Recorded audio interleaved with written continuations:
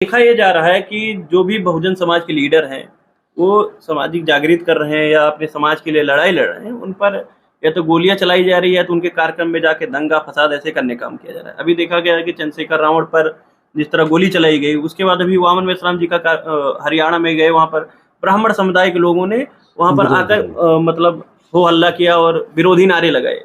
किस तरह देखते हैं आप? देखिए, भारतीय जो सोसाइटी है वो कास्ट बेस्ड स्ट्रक्चर है ना, जो संरचना है, जातीय संरचना है, वो जात के आधारित पे संरचना है। इसके बावजूद भी कि हमारा देश धर्मनिरपेक्ष देश है, समाजवादी सरकारें हैं, एक संविधान लागू है, लिबर्टी, इक्वालिटी, फ्रेटर्निटी की बात होती है। संविधान के आधार पे ही सब कुछ है। लेकिन संविधान में एक जो सरकार चलाने वालों की खामी रही है, राजनीतिक स्तर पे हमने समाज तो बदल दिया है, लेकिन सामाजिक स्तर पे सामाजिक ढांचा नहीं बदला गया है। अब चंद्रशेखर रावण की बात हो या राजकुमार सैनी की बात हो, जिसकी बात करें, चाहे वामन मेश्राम जी की बात हो, तो इससे ज़्यादा नुकसान किसका हुआ है?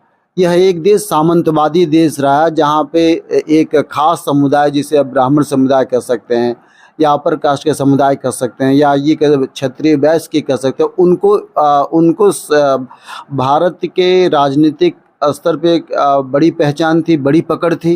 जमींदारी कानून समाप्त होने के पहले से ज़मीनों पे एक उनकी पकड़ थी, और जाति की संरचना समाप्त न होने पे जातियों का लाभ उनको मिलता था। अब ये संविधान बनने के बाद यह लाभ लगभग कम से कम सैद्धांतिक स्तर पे समाप्त कर दिए गए हैं। ये लोग कहते हैं कि जैसे वामन मेश्राम जी कहीं कार्यक्रम में जाते हैं तो ब्राह्मण लोग जो विरोध करते हैं तो कहते हैं कि भाईचारा को मिटा रहे हैं। लेकिन सवाल यहाँ पे खड़ा होता है, जब ये लोग देश में जब छुआछूत जातिवाद करते थे तब इनका भाईचारा कहाँ मर जाता था? नहीं, आज भी जातिवाद है, छुआछूत है। अगर ये संगठन आगे आए हैं तो इसी वजह से आए हैं ना भाई। चंद्रशेखर रावण का उत्पत्ति क्या है? आपको पता है कि सहारनपुर में द ग्रेट चमार लिखने की वजह से तमाम अत्याचार होते थे। वो डॉक्यूमेंट्री देखिए जहाँ पे अपर कास्ट लोग सताते थे। तो चंद्रशेखर रावण की उत्पत्ति रावण खुद नहीं उत्पन्न हुए, बल्कि ये सामाजिक वैमनस्यता ने उनको उत्पन्न किया। वामन मेश्राम की उत्पत्ति नहीं हुए, बल्कि समाज के जातीय संगठनों की वजह से, देश में भेदभाव की वजह से वाम से बना। चाहे बहुजन समाज पार्टी बनी, चाहे राजकुमार सैनी ने क्यों विरोध किया? वो भारतीय जनता पार्टी के एक सांसद थे, लेकिन उन्होंने इसलिए विरोध किया कि जो रिजर्वेशन की पॉलिसी थी, बीजेपी उनके हिसाब से नहीं लागू कर पा रही थी। और हमने सब देखा, ईडब्ल्यूएस को रिजर्वेशन ला करके सुप्रीम कोर्ट के माध्यम से जस्टिफाइड किया गया। तो इन्हीं सबों की वजह से ऐसे लोगों की उत्पत्ति होती है। अब देखिए, ब्राह्मण को ही सब कुछ खोने को है, अपर कास्ट को ही सब कुछ खोने को है। उनकी जो जातीय पहचान थी उसको खोने को है। ये जो एक ज़माने में भूमिहार जमींदारों के पक्ष में ज़मीनों की बड़े पैमाने पर इनकी ज़मीन होती थी, अब वो चकबंदी के माध्यम से, पैमानिश के माध्यम से वो ज़मीनों का भी मालिकाना हक उनसे कटौती करके एक छोटे छोटे तमाम तबकों को आदिवासी आबादी के रूप में दे दिया जा रहा है या घर के रूप में दे दिया जा रहा है। तो ज़मीनों के मामले में भी इनसे जो अधिकार थे, एकाधिकार थे सामंतों का, वो ख़त्म हो रहा है। और जब वो ख़त्म हो रहा है तो चिढ़ मचेगी ना उनको, उनके अधिकार समाप्त हो रहे हैं। जो ट्रेडिशनल परंपरागत जो अधिकार थे वो कानूनी अधिकार से ख़त्म हो रहे हैं। जैसे जाति मानना उनका एक अपना महत्वपूर्ण गुण था, अब संविधान ने कह दिया कि आप जाति नहीं मान सकते। अब जो जाति मानेगा SC ST के तहत जेल जाएगा। तो अब जेल जा रहे हैं। आपके फ्रंटलाइन मैगजीन ने कई बार निकाला है कि अपर कास्ट के लोग जेल जा रहे हैं उनके डर से, और उनको इसीलिए उनको सरकारी नौकर भी कहते हैं। जो SC ST OBC के लोग नौकरी में आते हैं उनको सरकारी नौकर कहना शुरू कर दिए, सरकारी दामाद कहना शुरू कर दिए, है ना। तो ये रिजर्वेशन वाले, हाँ, तो ये तो अपर कास्ट का फ्रस्ट्रेशन है। और जितना उनका फ्रस्ट्रेशन हो उतना ही मर्डर होगा, उतना ही डॉक्टर BR अम्बेडकर की मूर्तियां तोड़ी जाएंगी, उतना ही अम्बेडकर के साहित्य जलाए जाएंगे, उतना ही दलितों को या OBC को या ST को पीटा जाएगा। आप आए दिन देख रहे हैं घटनाएं। वो इसलिए कि जातीय पहचान सबके अंदर हो रहा है।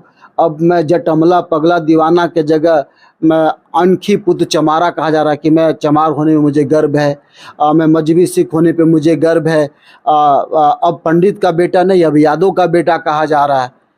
भोजपुरी गाने में है ना कि अब यादव जी का बेटा है, ऐसा गाना है, मतलब अश्लील है। अपनी जातियों में गर्व कराया जा रहा है। गर्व नहीं, अब साहब कांसीराम ने जातीय सम्मेलन कराए, तो इसे साहब कांसीराम कहते हैं जाति समाप्त नहीं हो पाएगा। जाति समाप्त होने के लिए हर जाति को मजबूत करना पड़ेगा।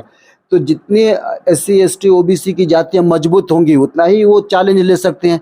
आज यादव जाति से जो ब्राह्मण जाति है, जो ठाकुर जाति, वो डरती है कि नहीं डरती है? आज यादव जाति बहुत सशक्त जाति हो चुकी है। अब उनसे टक्कर लेना इनके बस की बात नहीं है।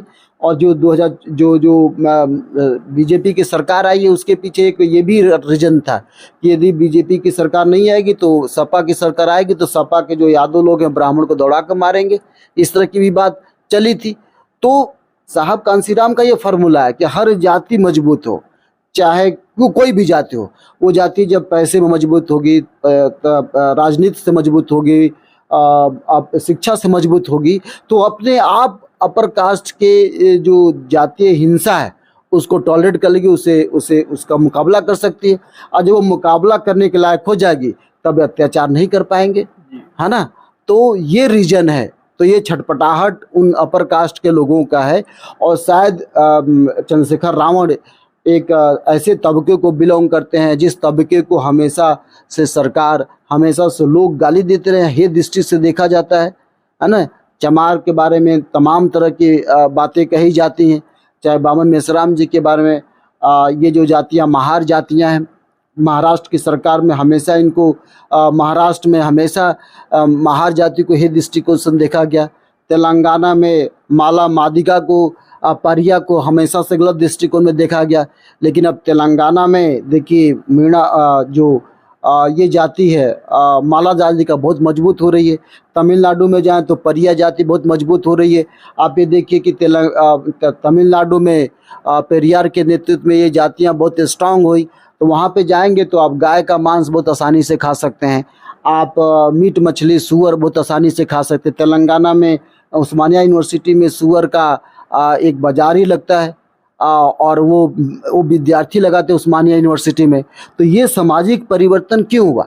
ये सामाजिक परिवर्तन इसलिए हुआ कि जब एंटी मूवमेंट चला साउथ इंडिया में तो इन जातियों ने बहुत तेज़ी से, इसीलिए जो साउथ इंडिया है उन साउथ इंडिया में ये जातियों ने बहुत स्ट्रांग अपने को प्रेजेंस दिया।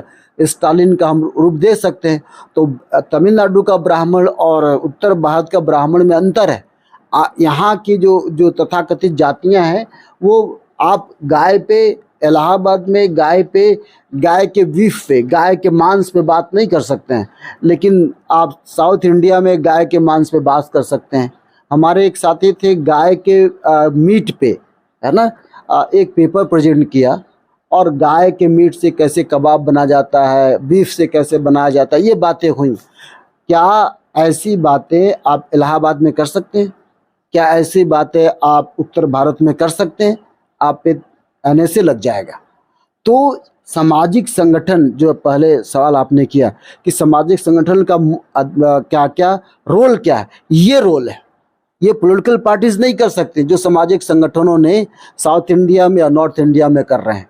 तो इनका एक बहुत बड़ा रोल है। और ये जो राजनीतिक पार्टी आगे बढ़ती हैं तो समाज के जो अपर कास्ट के लोग हैं उनके अधिकारों में कटौती होती है, क्षरण होती है, जिसको बर्दाश्त नहीं कर पाते, इसलिए वो हिंसा पे उतर आते हैं। जी, बहुत बहुत धन्यवाद सर, धन्यवाद। समय दिया।